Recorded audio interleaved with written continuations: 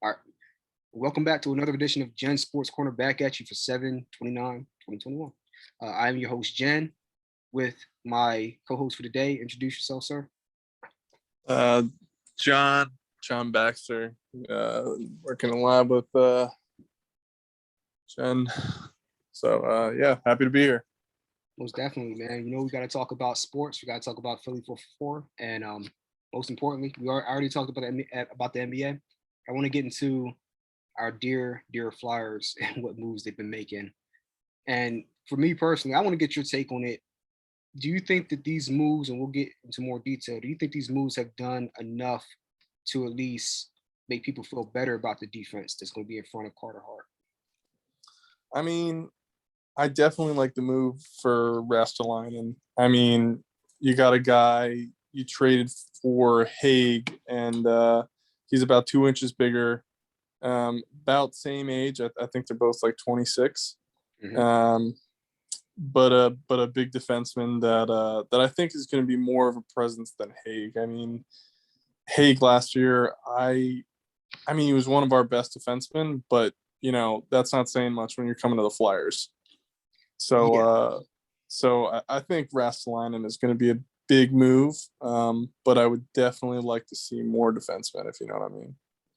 Definitely. And I think that was a very expensive move as well, because you had to give up Haig and a 2021 first round pick and a third round pick 2 years later. So Yeah. what a hefty price.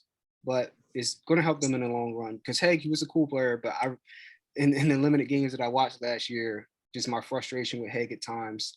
I'm not going to say he's big for nothing, but he definitely left something to be desired on the ice at times. And then, you know, it's kind of like a 2-for-1 deal, because earlier in the day, they shipped off Ghost to the Coyotes for some draft capital. So you're in essence got a little bit bigger. You traded a smaller scoring defensive man for a little bit of a bigger, more technically sound, physically type of guy with Rastalainen, and then the big trade for Mr. Ryan Ellis. That was the big trade. Yeah.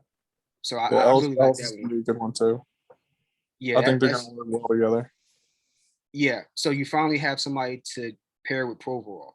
That was really the question last year. It's like Provorov, boom, he's the man. But you have like this who's who mismatch of guys that are rotating in that second defenseman spot, and you can never find somebody to match up with him. So I think having him and Ryan Ellis on one line, that's going to be a big fucking difference in the way they're able to, Yeah, you know. we're going to be no cracking defense, but it's definitely going to be a big difference. Oh yeah, oh yeah, and then they also shipped off Voracek. So what are your thoughts on that? I mean, you're getting Atkinson, who, you know, same position, same right wing position. I mean, in my honest opinion, before we even got him, I saw Cam Atkinson as a threat. And I saw him as like he was kind of the it was from the Blue Jackets, right? We got him from the Blue Jackets. Correct. Columbus, yeah. Yeah. I saw him as like one of their number one guys, which I mean, Voracek, yeah, he was one of our number one guys, but he seemed like, you know, definitely at the end of the year, he was kind of falling off a little bit. Yeah, that's why I noticed a lot too. I like Voracek a lot, but like you said, lack of consistency as the season wore on. And you know, I'm not too familiar with Cam Atkinson, but I have heard the name, and I'm looking here, you know, saying like Voracek, Atkinson. It's going to be maybe he's in the second line. I don't know what line he's going to fit into, but he had 36 points last year, 7 less than Voracek. However, he had 15 goals to Voracek's 9, which to me, like, I want a guy who can score with the puck in his hand, possibly. Yeah, it's cool to get assists here and there, but I don't know if he's this player, but I want a guy that can, like Giroux, carry the puck in, make something happen, similar to a basketball player that can create his own shot off the dribble. He doesn't need to be a spot up shooter. You know what I mean? And I'll add to that, Giroux, I think he's our assist man. I think he can find that, you know, that pass to the back wing, find Atkinson in the back, and as long as he can finish it, as long as he can lift it, will be good. Right. So Right. yeah. And they cleared up some cap space. So I don't know if they're. I was talking to one of my buddies in the lab. I think they're like 8 million or something like that under the cap. So do you think that they'll be making another move, or you think they're going to hold on to that cap space? I sure hope so. I liked that we picked up that goalie as well. What was it, Martin? Okay. I think he'll be. I mean, we're signing him to a 1-year deal, so I think he'll be, a similar spot to Elliott, where he was trying to be more of like that veteran guy for Hart to look up to. But Elliott wasn't all that great of a goalie. I mean, he's an old dude, so I mean, I don't expect much out of him. But Yeah. I think Hart, especially this year in his second year, I feel like he was drinking on his own Kool-Aid a little bit. Maybe a little And bit. I think he needs someone to kind of make him scared for his spot a little bit. So, Well, we haven't had a goalie since our former GM, who was fired. yeah, exactly, right. He should still be here, by the way, in my opinion. But, yeah, Trader went over to the Pens. hey, I ain't even mad at him. They kicked him out. Just this guy helped you turn around your cap situation. You're gonna pull the plug on it early. He said, "Fuck it." He did a Brett Favre. Yeah, Okay, it's true. Okay, I'm gonna pick the Money one team moves, right? Yeah, I'm gonna pick the one team that's gonna see you the most during the season. Yeah. So yeah, So I'm looking at this Flyers team, and you have Sanheim, you have Morin, still have some young guys on defense, but like we were saying, I think Ryan Ellis, one of the not the top defensive man in the league, but he's in that upper echelon of defensive players. And we haven't had a guy like that in a long time. I mean, we have one guy who's, I would say it's like right on the brink of being elite in pro overall, but everybody else was just kind of like, they seem like a very young core that was floundering. They had no, like, you remember like Kimo Timonen, like guys like that can really steady the ship. They didn't have that guy. Ghost is a veteran, but he's not really. He's a young dude, man. Like, he hasn't been through the wars and the battles. And he doesn't. I mean, I think we've talked about this previously. Is Ghost was never. He never played as a veteran. I mean, he seemed like, again, similar to the Hart situation, like I was talking about, that he was sipping his own Kool-Aid at that first and second year when he was hitting those slap shots from outside, and everyone was screaming his name. And I think he still has that rookie mindset where he thinks he's great and he thinks he's better than what he is. And so he plays a lot of offense, but he doesn't play, the position that he plays, that is defense. Right. And that's the thing that always concerned me is, and there was multiple times last year where he had it's a great player, but he had some boneheaded turnovers in the defensive zone. I'm just like, what are you doing? Like, you have exceptional puck handling capabilities, but yet you're making these bush league plays where you're turning the puck over and giving Hart a one-on-one matchup with the opposing forward. Yeah, and I feel like between Ghost and Haig, it was like you're just waiting for a mistake to happen at that point. It got downright brutal sometimes, and I remember talking with you a couple times last year, and just, man, it's rough between them and between the Flyers defense and the Phillies bullpen at times. It was just brutal, man. That's Philly sports for you, right? Yeah, look, we all come to the realization it's going to take a couple years off our life, but we take that, take that risk, right? Hey, no better heart than Philly fans, right?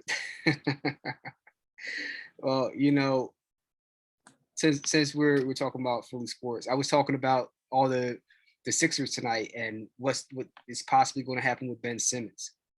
There's been like a lot of trade rumors. They've shot out a couple of deals that have been turned down by the Warriors, and then I think the Raptors turned down a deal. He's pretty much looking for 4 first-round picks, like a similar haul to what the Rockets got for James Harden. Yeah. It's like, You're not going to get that. I understand he's starting out. You start out high and then you slowly bring down the asking price as you talk to more teams. But one trade that I'm actually intrigued about is not even that one. It's one that's going to relate to this. So reportedly, the Lakers are nearing a deal to acquire Russell Westbrook, right? I saw that. For Kyle Kuzma, Montrezl Harrell, Caldwell Pope, and like a first round pick. And once his ass is gone, Bradley Beal is on the next train smoking out of Washington. And that's one of the guys, either him or Dame Lillard. That's one of the guys I want in Philly. So they'll give the Sixers a little bit more leverage with which to go after a guy like Bradley Beal. Yeah, So, I mean, yeah. Bradley Beal smoked us in the playoffs. I mean, even though we squeaked by him, but he smoked us. That's what I'm saying. We just seen what he can do. We already knew that, but like you just seen it in the playoffs a couple months ago. Yeah, I mean, he'd be great. I mean, however much I like the Australian defensive duo of Ben Simmons and Thibault. Yeah. We need to score. I mean, playoff Ben Simmons was hard to watch. Just hard to watch. Like if you're a starter, you can't get pulled in 6 minutes left in the fourth quarter because you're not able to hit foul shots. That's Bush League. It's bad, bro. It's bad when you're getting clowned at the ESPYs. Like, yeah. Yeah. But the people who don't watch sports are making fun of you. Yeah, man. That shit ain't cool. I wish him the best, but he might be in Washington or Portland by the end of this month, if not tonight, because they are aggressively shopping his ass. And look, if you get Bradley Beal on the same squad with Joel Embiid, we're going to be a fucking problem. Oh yeah, I also what was frustrating to watch to me, going back to Ben Simmons, was when we got to the point in the playoffs where Ben was in his own head, he wasn't hitting foul shots. At a certain point, it was Embiid and Curry up top. And I was frustrated because Embiid could dominate down low. He dominates all the time down low. Mm-hmm. And so I was a little frustrated with Doc Rivers for not just making him pass the ball, making Ben Simmons pass the ball, because he's an incredible passer, incredible assist guy. Mm-hmm. And as soon as you bring Embiid out from the low block, he can hit a jump shot, and that's great. But then you have no presence down low. Exactly. And so, it was the Embiid Curry show, because the two guys couldn't get out of the corner, and you put Simmons down low. And so I hope, I know a few of my buddies were talking about this, but Doc Rivers seems to be a slowly adapting coach, where he kind of has a problem and he's like, all right, stick with the system until the game's over. And then maybe even the next game, he's doing the same system without actually changing up and, addressing the problem, which concerns me a little bit, if I'm going to be honest. Yeah, I agree with that to a certain extent, but at the end of the day, it comes down to the players and what they're doing on the court. And, we've seen this same thing or same scenario play out with Doc out with the Clippers, where they blew, 3-game leads. We saw it, I think, last year with him and Kawhi and them out there. But he can't make the guys hit the shots from the court.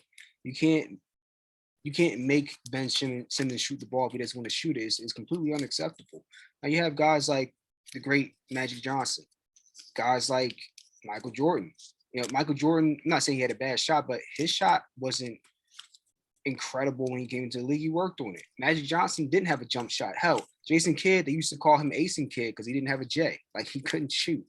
And Yeah. then, you fast forward years later, and he's one of the top 3-point shooters of all time because he actually worked on it, right? And even a Markel Fultz shoulder damn near dropped off his body, but he still attempted the shots, even though he was shooting them into the stands some of the times. But he still pulled the trigger, and then eventually he started making them. But it's like you have to be willing. There's a mental block there that he's going to have to get over sooner or later because he doesn't want to be one of those guys that looks back 15 years down the line and says, man, I was great. I had a good career, but what I could have been had I just worked on my shot.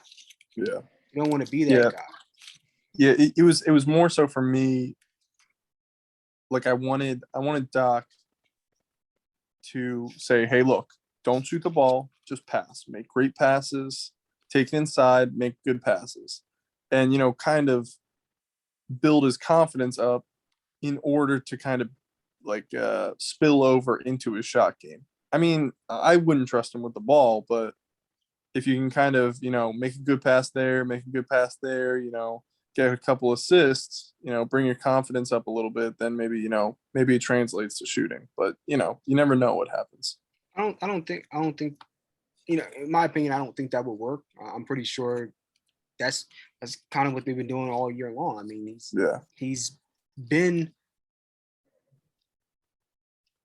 The Sixers had that option last year where they were able to get the ball to Jimmy Butler and have him run it from the point. And they didn't have that luxury before and say, Ben, you know what, you sit down in the low post and you post up and, because like a lot of times you see with Ben Simmons, I know, I get what you're saying, but he would come down court and he would immediately pass the ball off. Like sometimes he would even pass the ball off before they crossed half court. That just shows you how much he either wasn't listening or how low his confidence was that he just wanted to get the ball out of his hands as quickly as possible before somebody fouled him. I don't know if you saw, sorry to cut you off, but I believe they just agreed to a trade for Westbrook. Ooh. Yeah, it just came up for me. ESPN just sent something out. I'm trying to find what they got for him.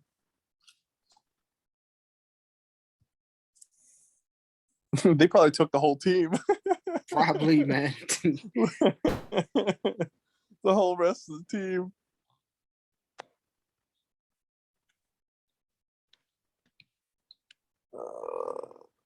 Westbrook.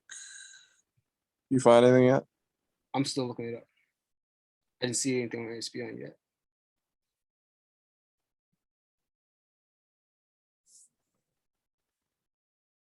Yeah, it's similar to what you were saying. Kuzma, Yeah. Pope. Yeah. Yeah. So I don't know. Pope was doing pretty well. I mean, I feel like the Wizards could turn around. They should turn this around. I mean, I think I agree with you. I think Bradley Beal is going to want to go to somewhere. Yeah. I mean, you pull a was the Grizzlies that had? No, maybe. Oh, OKC when they sold everybody, they kind of have like draft picks for the next 5 years or something. Right. Like a ridiculous amount of draft picks. Yeah. So they should be trying to make this deal as soon as possible so they can either use those draft picks immediately or flip them to another player. Like the longer you wait during this draft, the less leverage you're going to have. I'll ask you this. So who would you rather have, Beal or Dame Time? Dame Time. I agree with you there. I've been excited since day one, since they were saying Dame's coming to the Sixers. There's hella rumors going around about Dame to the Sixers. Hella rumors. I don't know what we would give for him if they're not interested in Simmons. So I think they would be interested in Simmons. They wouldn't be interested in Simmons for a straight up deal like Morey's trying to do, for like, give me these first round picks for Simmons. Like that's not going to happen. Of course, yeah. One deal that I've been pondering and going over with people is I think a doable deal would be Dame Lillard in exchange for 2021 first round pick, 28th pick in the draft, Ben Simmons, and I don't want to give him away, Matisse Thybulle, and then a second round pick in this year's draft that we just picked up from the Pelicans. Yeah. I Yeah, think I that mean, yeah, I think it'd be worth it. I mean, somehow Portland comes out every single year, somehow, and it seems like it's all just him. exactly. I'm telling you, like, come on, man. You and me can see it. Stevie Wonder can see it with a blindfold on. You put Dame Lillard on the same squad with Embiid, like you already can't stop Embiid. And you give Dame time, you can just chuck him up from half court, bail it in. And then so you got two guys that you have to double team. And then you got Curry, you got Danny Green, like And come on. Tobias Harris. Like Come on.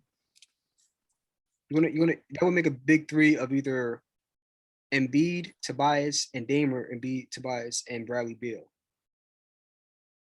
One of those two guys, that's what I'd be shooting for because, Dame is my first choice, but if you get Bradley Beal, a guy that can go off for 60 on any given night, like. And he's averaging 20 to 30. I mean, that's perfect. Yeah, exactly. I mean, consistency is there. Mm-hmm. Right. So, hopefully they can make one of those deals because that's going to put them over the top. So I mean, that's pretty much what I have in basketball. And then the Phillies made a trade for a left-hander a couple days ago. Forgot where he came from. His ERA is around like 4.24.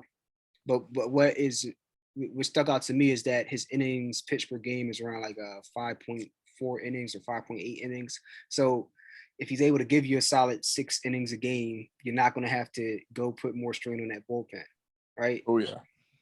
Same way as when we traded for Joe Blanton during the World Series run. Yeah. Blanton. Yeah. I remember all the names being thrown out, and then I'm looking on TV and I'm like, yeah, Phillies make a trade, and I see like this big fat country kid. I'm like, who is he, man? Like, what? And look, was he the dude that hit the homer? Yeah. Yeah, right. Yeah. I was at that game actually. Really? Yeah, I remember turning to my mom and being like, could you imagine if this dude hit a homer? Like, he's big enough. Can you imagine? And he hit one out, and I was like, what? You were spoiled, man. You came at a great time in Philly sports. I know. Suffering before then. Oh, I know. I mean, I was suffering before that too. Yeah, you know how it is. I think winning the World Series and then years later winning the Super Bowl has definitely made us. We're still assholes, but it's definitely made us softer. Yeah, I'd say so. I mean, yeah, we're not the mean green that we normally supposed to be. Misery loves company, man. And then once you win, you're just not as miserable. Oh yeah. I think that's how the equation works out. Yeah, I mean, hopefully we don't go through as much misery as we usually do, but yeah, man. Look, I like what the Phillies are doing. They're about 3.5 games out. I think they lost one game and then won the second game with a doubleheader. So, they picked up another arm. So it's them 3.5 games back at the Mets, I think, which I didn't even know they were like back in the race at this point. It's crazy.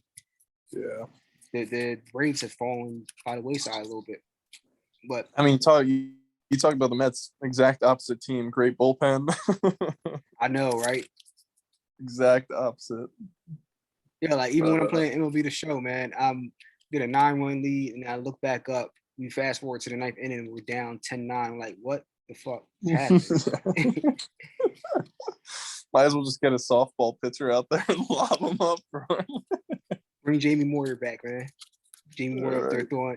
He was striking him out, but he was throwing some meatballs up there, boy. Yeah, he really was. They were like so slow that everyone didn't know what to do with them. They know how to handle that shit. Oh man, yeah. They thought they were at the home run derby.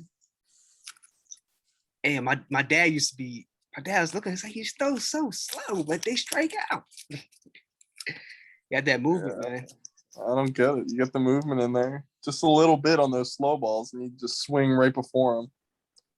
Yeah, and to strike out that lineup that he was going up against, like they were no joke, man. They were a bunch of headhunters too, Yeah, and he was for just real. blowing them away. Yeah, man. So I'm not saying they're going to be a World Series team again, but they can definitely be a playoff contender this year. Hopefully they go Yeah, farther, but yeah. It's nice having McCutcheon back this year too. I yeah, know we talked about this last year with him out. I mean, Bryce can't do it all, no, and he's proven his worth. He had a walk off the other night, didn't he? I didn't see it, but It was either today or yesterday. He had a walk off. yeah, man, Kutch Uh, is one of the best pickups we've had in a while, man. yeah, Really for is. sure, for sure. So yeah, we'll see. See how it goes. What do you think Yeah, of the What do you think of the Birds? I like Think the the pickup of Steven Nelson. I saw that. Yeah, that was a really good pickup. They had to put somebody opposite of Darius Slay. Now at least you have somebody competent in that backfield to shore it up. And they don't even need him to be elite. They just need him to be average, competent, able to not not be a liability. So yeah, actually allow the pass rush to be able to get to the quarterback. Yeah, exactly, exactly. I think he'll be better than not being a liability. I think he'll be pretty solid. Yeah, I hope we get some linebackers too. I was not. It's never gonna happen. You know that. I know it's never gonna happen. I know it never happens ever. Like Jeremiah Trotter and all them were the last of the linebacker crew. But And they weren't even any Reed guys. They were holdovers from Ray Rhodes. yeah, exactly, exactly. A parting gift, if you would. Right, Dawkins X-Men. too. Dawkins too. Parting gift. Yeah, I don't get it. I don't get why we've kind of like moved from that position. I mean, I get we've moved to more of a passing game, but like you put pressure on the quarterback, like he can't pass. I mean, Mm-hmm. I don't know. They're hard headed. They're hard headed. Look, we can call this a passing league all we want, but when it comes down to it, you get to those playoffs. What do the great teams that go deep in the playoffs do? They run the ball very well. And what do you need to stop the run? You need a physical defense, physical linemen, physical linebackers. You can go sideline. That's why, look, some of the winners or some of the runners up in the past couple of years have a lot of them have been from the AFC North. You look at the Steelers, look at the Ravens, look at the Browns, you look at the linebackers on those teams, right? And Pittsburgh is linebacker U, and now the Ravens they mimic them and turn themselves into linebacker U. I mean, look, Ray Lewis had 2 rings in a span of what, 10 years, Yeah, 10, 12 exactly. years, right? Look at the Ravens. Ravens had 1 or 2 Super Bowls, right? And I mean, yeah, the Ravens, and then the Steelers had 1 or 2 Super Bowls. They had the first one in 04, excuse me, and they had another one in 2012. And you look at that linebacking core, man, they always got gunners. They not just gunner, they have special players there. They specifically draft well at that position. They put a high premium on that position. Oh yeah. And people will say the contrary. Oh, you need cornerback. Yes, you need cornerbacks. I get that. But if you don't have linebackers, if you can't stop the intermediate game, then you're done. And it's like when you get to those playoffs, it gets cold outside, or the pressure gets put on, and you start checking the ball down a little bit more, and you want to run the ball a little bit more. When you run up against those really tough defenses, and they take that option away from you, then you start looking really weird, really fast. Hell, look at the Chiefs. You look at that linebacking core that they went against for the Bucks, Levante David, and then the rookie Devin Smith, two top flight linebackers, and they completely changed what the Chiefs were able to do on offense. Oh yeah. And I mean, it just frees everybody else up. I mean, the safeties have so much easier of a job. Everyone's got an easier job because you know these dogs are coming through, hitting the quarterback, and the quarterback's flinching every time he yells hike. Exactly.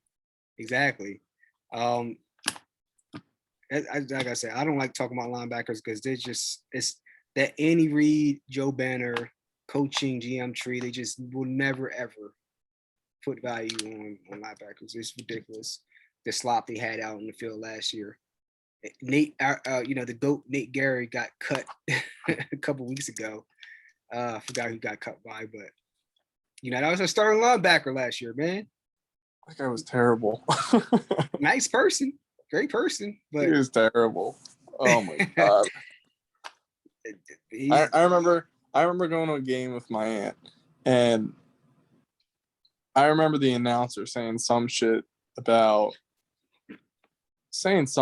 how whose fault was who and all this different shit. And I was pointing the linebacker. I was like, this man ran left to right, missing the runner completely.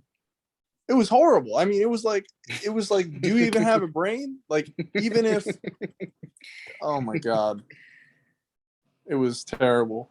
And I pointed that out to my aunt. She was like, it's the same shit all the time.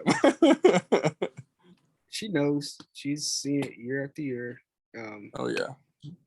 Oh yeah. I mean, what Super Bowl year? At least who do we have at linebacker? We had a good linebacker that Super Bowl year, right?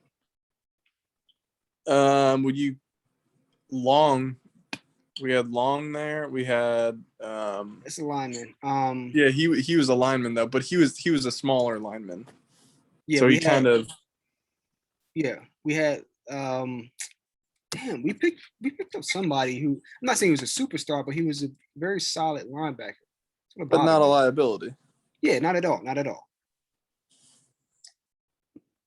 I mean, even Chip Kelly, right? Offensive minded coach. He still went out and got D'Amico Ryans. D'Amico Ryans was really good for a couple years with that. You didn't have to work. He was a effing leader, man. Yeah. On defense. Having him and Malcolm Jenkins on the field at the same time, it makes a difference, man. Definitely. Yeah, you need those leaders. That's one of those things with going back to the Flyers. I hope these D guys coming in are some vocal leaders. I mean, we just need one guy, honestly. We just need one guy because Giroux's not open his mouth at all. Hart's not open his mouth at all. I mean, he's a new guy, and no one like Provy's not open his mouth, nobody at all. And so you need that guy that's, that angry son of a bitch in the back that's gonna kind of get that cattle prod and stick you with it, basically. Yeah. Either you're rah-rah, or if you're not rah-rah, you have to be a physical player. You know, a guy that's quiet, as soon as he gets out there, he's just knocking people's blocks off. Yeah. That guy, right? Like, he don't say much. When he's on the field, he's just an absolute maniac. He's there to hurt people. Yeah, like you have to have at least two guys that have a couple screws loose. Like he wasn't the best player, but Michael Kendricks was one of those players we had. Like, we didn't have another Michael Kendricks. Like, Michael Kendricks, like, not always technically sound, but he was out there. I'm not saying I'm advocating for it, but he was out there to hurt people. Like, just when he hit you, he was trying to hurt you. But it's football. Like, if you're not trying to hurt somebody, you're not playing the game right. Like, come on. Like, let's be honest here. but there's certain guys, like Doc was one of those guys, right? Yeah. Doc, when he hit you, he was trying to like take your soul, right? Yeah, exactly. And then the other guy we had like that was Jeremiah Trotter. Like, those two on the same defense, they set a tone. Like, you come in this space, you pay a price. You pay in a pound of flesh. You get your catch, but you're going to feel it tomorrow. Cool, you're going to feel it. I'm telling you, Cool, you're going to feel it. I'm going to take his soul. Thank you, Jesus. Like, I'm going to tell you this. The Flyers have not been the same since Chris Pronger got hit in the eye. I was actually just going to say, last great defenseman we've had was Chris Pronger. Last great player, just like flat out player, Chris Pronger, even more than defense. So I remember being on the plane going down to Miami when that happened, and I got the same feeling with that trade that I got when T.O. got traded to the Eagles. I'm like, this is it. Like that's the guy. That's the guy. Like when you get the guy, Chris Prong was the guy. I'm like, oh shit, it's Stanley Cup this year. Yeah, right. You know what I mean? Like he 6'7", slap shot from hell, physical player, vocal leader. Like what more can you ask for? And he took that. What was it, the Avalanche or Coyote? Like he took that team to a Stanley Cup title. And they were not good either. No, They were not good. It was him, man. It was him. He was a beast. He was an animal. He carried got a tree trunk around at 6'7". Yeah, man. And he could move too. He wasn't like some lurch, just lumbering down the ice. Like guy, Yeah, I mean, we talk about the defenseman, hitting people. Rostalainen, I saw a quote from him the other day, was he said something about like, I just want to kick the shit out of people, something like that. So I him love already. I love to see that. Yeah, I like this dude already, man. Yeah, right. So we don't. I mean, if we could, I wish we had kept Gudis. If we had Gudis, I know, and man. Ellis and Rostalainen, there'd be bodies on the ground the whole game. Gudis has a very goon-like looking face. And a goon-like check too, man. Yeah, man. He be hip checking people like throwing the ass out. Yeah, right. Yeah, breaking people's hips across the boards. Yeah, hopefully they can get another guy like him. You got Rostalainen, you need another guy like that. Yeah. Well, yeah. I mean, he doesn't have to be a great player. He just has to be, a tone setter. Yeah. Yeah, it's like we had this guy, I don't know if you remember him. He was a strictly a fighter. Cote. Riley Cote? Yeah. Yeah. He's a good dude had no hands. Absolutely no hands. But he would come off the bench and he would beat the shit out of somebody. And it set the tone for the game. But like, it's like, bro, like you're playing hockey out here and he didn't even know it. Nah, he just came for a bar fight and just stumbled into a hockey game, right? Yeah, right. Threw on some skates. Yeah, but you need those guys. I mean, as much as I hate Tom Wilson, I mean, he kicks the shit out of people. And Ovi, he's all over that. Oh yeah. You got to have one of those guys, and that goes for any sport. Like baseball, not so much. Basketball, a little bit. Like the equivalent would be like your Dennis Rodmans or your Kevin McHale's, like guys that people, you going for a layup and they're just clotheslining people, like guys like that. Oh yeah. Just straight up assholes. He didn't even go for the ball. He's just taking the technical, like just to send a message. Like he don't really care about the foul. Yeah. Those kind of crazy motherfuckers. I went to Stuttgart and I saw a poster in the shopping center, big ass poster on the wall of Larry Bird and Dr. J both choking each other, like grabbing each other's necks. It's like that's the type of basketball I miss, man. Yeah, right. It's too soft now. It's like they got the whole move where they jump into people as they shoot the three to draw the foul. Mm-hmm. And if you had done that 10, 20 years ago, you would have got punched in the face. Yeah. They're actually talking about a rule to either take that out or penalize players. Like they've gone through like a bunch of clips of specific players as well. Your Trae Youngs, your Steph Currys, and so on and so forth. Your James Hardens, and they're picking out different clips of different movements that these people are consistently making to draw fouls, and they're going to try to take it out. It's about damn time, man. It's like, I mean, if you want to change it, don't call the foul. Exactly. So I mean he's gonna twist an ankle eventually, and then, or you call either don't call the foul or call a foul on an offensive player. Like, look, you're kicking your foot out and you're making contact with the defensive player. I don't know how they're going to do it, but they're going to address it. I'm just more of a personal advocate as to less rules rather than more rules. Same. If that makes sense. Yeah. So if they can just, instead of making a rule against it and making a foul, Just don't call the foul. Oh yeah, let him play. Yeah, that's why I like what they were doing in finals. They weren't calling fouls. Like they were doing some of the same things, and they were just like, Devin Booker's throwing up his hands, like rolling his eyes, like dude, like that no, bullshit. Yeah, cut it out, man. This ain't AAU. Like yeah, you can't get compared to Kobe and then act like a bitch. So you can't do that. He ain't there yet. He's on his way, but he ain't there yet. He's phenomenal. At least it's not. It's not going to his head. I will say that. Yeah. I mean, they were talking about it the other day, and he was like, don't compare me to him, stuff like that. Not in a disrespectful kind of way, but like, understanding, Kobe's Kobe. Right. All he can do is be Devin Booker. Like Kobe can't be Michael Jordan. He's gonna be Kobe Bryant. Well, he's well on his way. He's a phenomenal player. He's hitting some just stupid shots in that whole playoff run. I was just like, man, like this dude's just, people are damn near tackling him to the ground. He's hitting jump shots.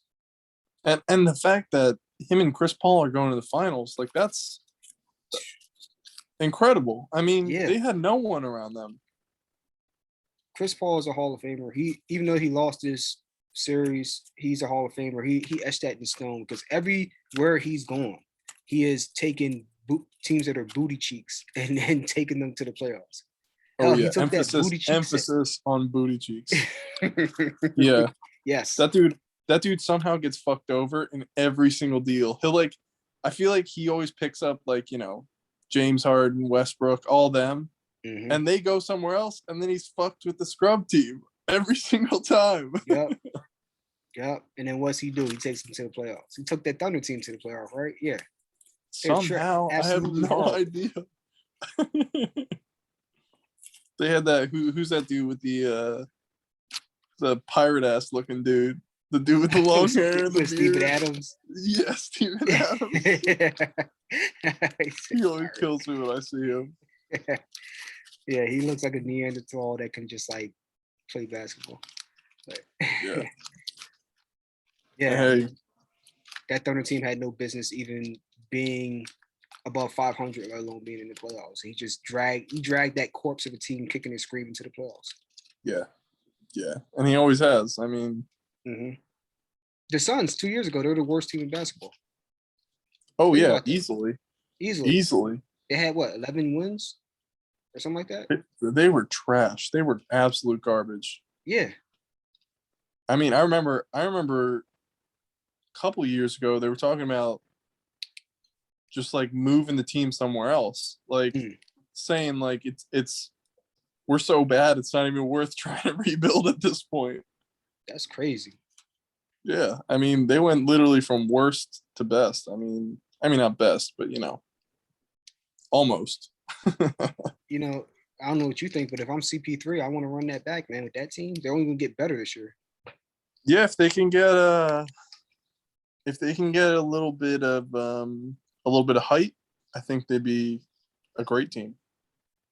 Yeah, I think they'll be better by default just because DeAndre Ayton's going to be another year better, wiser, stronger, faster. That too. Mikal Bridges. If you keep Jamison Crowder, you pretty much just come back with the same core. Yeah. So what do you think of this LeBron Westbrook combo? I feel like Go ahead. What are you gonna say? No, I think they're going to be a lethal combo because you talk about if you're gonna have Westbrook on the floor and you're gonna be able to space out LeBron and AD, is going to be a big problem for a lot of teams. Yeah. I don't know. I feel like Westbrook's always been bad juju. I feel like he goes everywhere and they're like, oh, KD, Harden, Westbrook all together, crazy, and then they don't do anything. And he's got the most triple doubles by now, right? Easily, right? He might. I don't know about history, but he's winning triple doubles. He has the most triple doubles on a yearly basis. Yes. Yeah. So, I mean, he's putting up triple doubles, but I feel like he just tosses up so many shots. His shot percentage is good, but it's nothing crazy for the amount of points he's making. No. I don't know. I feel like his personality plus LeBron's personality, I don't think they're going to do well. That's a valid question. It could work wonders or it could blow up in their face. I think it could work out. And this is not talking about personalities, but more so their playing styles. Where I think Russ always has a problem with a lot of other situations he's been in because he's a ball dominant guy. So you have a ball dominant guy in him, James Harden. It's just not going to work. Ball dominant guy in him, Bradley Beal. I mean, they had some success this year, but I don't think it can work. I don't think it's sustainable long term. You have two alpha dogs who both want the ball. Yeah, definitely. It's not like with football where you have two diva receivers, but they're going to get a huge volume of passes thrown their way, right? Like you had like, and even then, like you can see the friction when you have two deep. Like it's rare that you would see like a T.O. or Randy Moss on the same team. Like they're going to clash heads. Like give me the ball more. Like or Julio Jones or anyone. Right. So like with that, I think it's going to work because one of the big criticisms of LeBron is that he passed the ball too much early in his career. They're like, take the shot, stop passing the ball off, like be the man, right?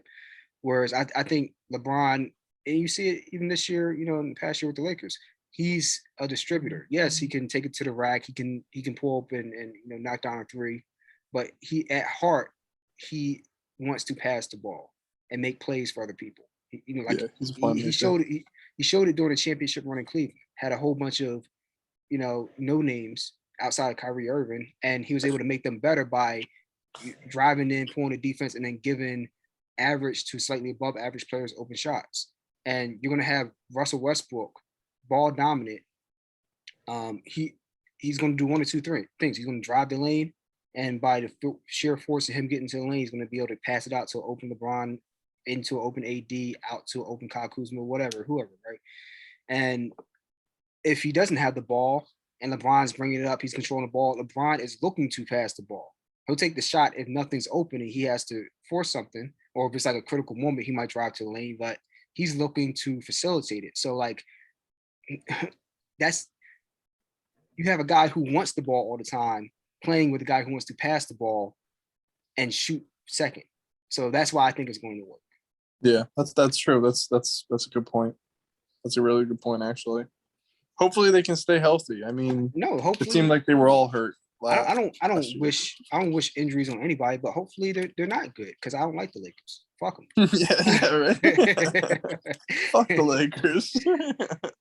My next door neighbor is a Lakers fan. Just like, man, as soon as they lost, man, just like the tears started flowing. Like, hey, man, it's always next year, bro. Yeah, you always bring it up. You always bring it up in conversation, like, oh, hey, Lakers lost. Fuck LeBron, fuck the Lakers. Well, I only reason I don't like LeBron now is because he is the Lakers. But if he wasn't, I wouldn't care. I don't like him because he tries to get all political and he doesn't know what the fuck he's talking about. Like the whole thing with him defending China, like, dude, like, bro, like, stop. Just stop. Like, I get you're trying to make a couple mil on the side. You're trying to get that bag, but like, there's a point. Like, come on. He's a polarizing figure for a reason. Yeah, exactly. Yeah. And I'm okay with him being outspoken about legit anything else. But as soon as you're like backing a dictatorship, like, come on. Come on, dude. I don't know. Yeah. It is what it is. Yeah. But yeah, I'm gonna get to watching this draft and wrap this up here. Sounds good. Yeah, I want to thank you for being on the episode. Again, thanks for having me, man. I appreciate it. No doubt we can chat for a few minutes after we end this episode, but this is going to be hella entertaining when I post this up, man. Put it up on the channel, man. Everybody check it out. Give us your thoughts and shit. But till next episode, hopefully we have you on the future, dog. Thanks. Happy to be here.